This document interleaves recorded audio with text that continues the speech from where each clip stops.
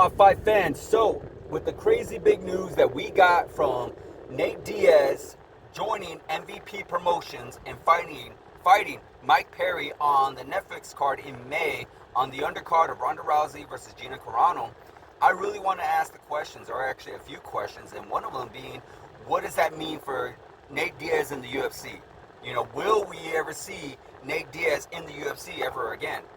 I mean, it's kind of hard to really think about it because, I'm sure the UFC had a lot of big plans for him. I'm sure the potential of him versus Conor McGregor was definitely up there, but it makes you wonder, like, damn, is he ever going to join? Because he left the UFC and he wanted to make other things happen for himself, which is what he did. He got 2 boxing fights. One of them did not go his way against Jake Paul. The other one did go his way against Jorge Masvidal. But we all know what ended up happening with that Jorge Masvidal fight. A lot of bad promotions, bad promoting regarding the fight, and Nate Diaz did not end up getting his money, and there was just a whole bunch of stuff, a whole bunch of lawsuits went down with that whole card and with that whole fight situation with Jorge Masvidal and such. It was crazy.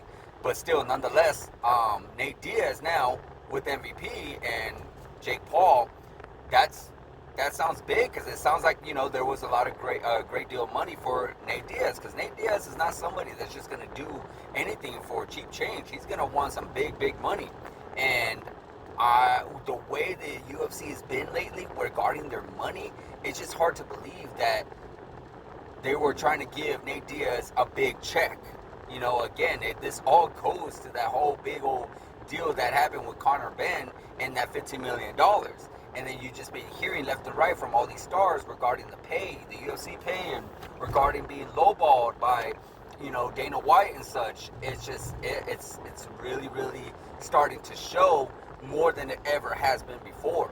We've always talked about fighter pay for multiple years. Hell, there was this whole lawsuit that all the fighters had, where Dana White had to pay. I think they ended up winning like a $360 million lawsuit where so many fighters ended up having to get some back pay and such. So, yeah, regarding the fighters being paid, it's been an ongoing situation for many years.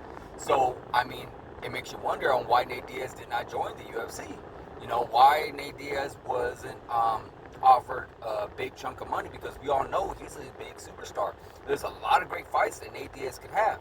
I would love to see Nate Diaz versus Max Holloway, or Nate Diaz versus Charles Oliveira. We all know he talks shit about them. Of course, the Conor McGregor trilogy. I mean, hell, Nate Diaz versus Justin Gaethje, who would not want to see that? Nate Diaz versus Jorge Masvidal back in the UFC, and let unfinished business finally get settled. I mean, there's just so many great matchups for Nate Diaz, so it's hard to believe that the UFC did not want him. I mean, I'm sure they did, so I'm not sure on why they wouldn't want to pay him is another factor. So, now with that being said, will he ever join the UFC?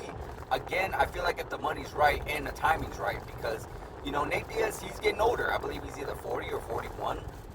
Not too sure what the age and such. Sorry, going over a bumpy road, guys. But yeah, he's getting up there in age. He's not no spring chicken anymore. I'm sure he has more time that he wants to spend, I'm sure he doesn't want to be fighting long term forever and ever and ever.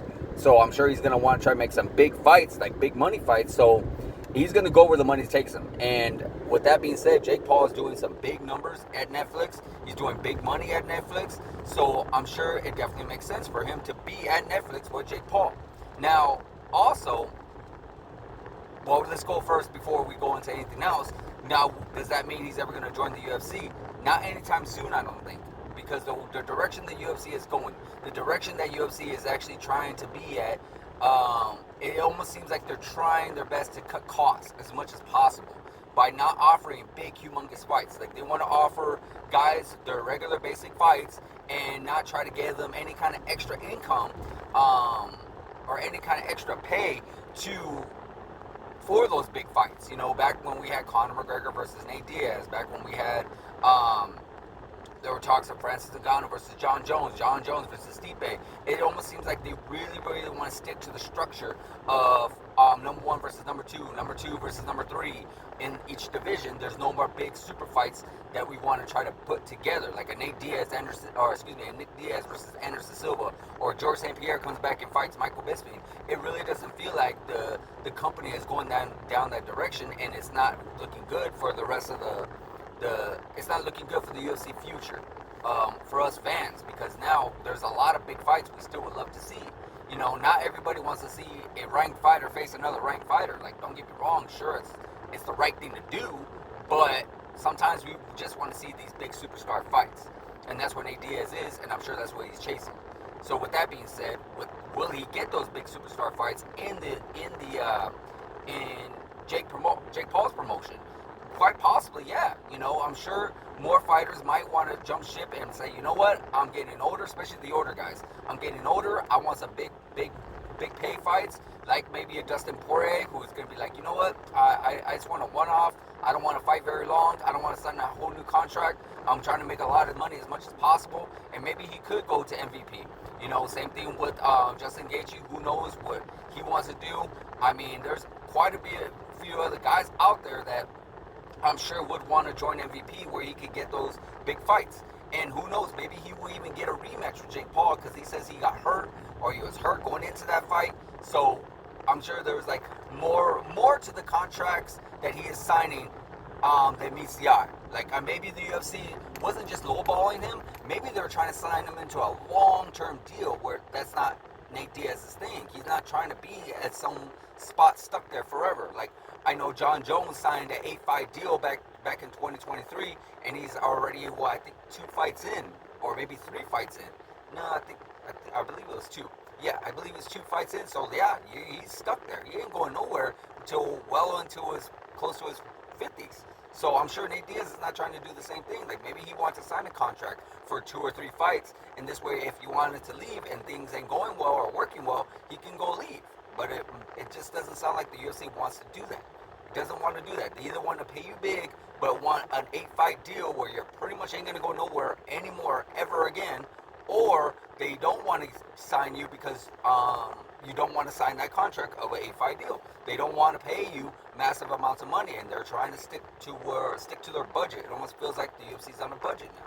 So with that, yeah, there's just so much questions regarding the situation with Nate Diaz, because I never would have thought of, I would never would even guess that Nate Diaz would have been in Jake Paul's promotion under his banner in MMA. Never would have thought it, but it's happening, guys. He's facing Mike Perry. It's gonna go down come in May, undercard Ronda Rousey versus Gina Carano. I'm very much going to be breaking this down as we get closer and talking about it, both what's going to happen in the cage and all the drama and situations outside the cage. So guys, like, subscribe, hit that notification button, and I'll see you guys in the next video.